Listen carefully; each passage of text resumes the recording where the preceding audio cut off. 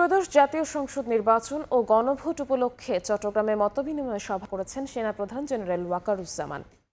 বৃহস্পতিবার সকালে নগরীর সার্কিট হাউসে ঊর্ধ্বতন সামরিক কর্মকর্তা, বিভাগীয় কমিশনার, আইনশৃঙ্খলা বাহিনী ও স্থানীয় প্রশাসনের কর্মকর্তাদের সঙ্গে মতবিনিময় করেন তিনি।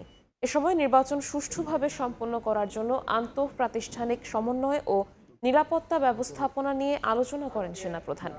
একই দিন দুপুরে আইনশৃঙ্খলা পরিস্থিতি মূল্যায়ন করতে কুমিল্লা এরিয়াও পরিদর্শন করেন তিনি।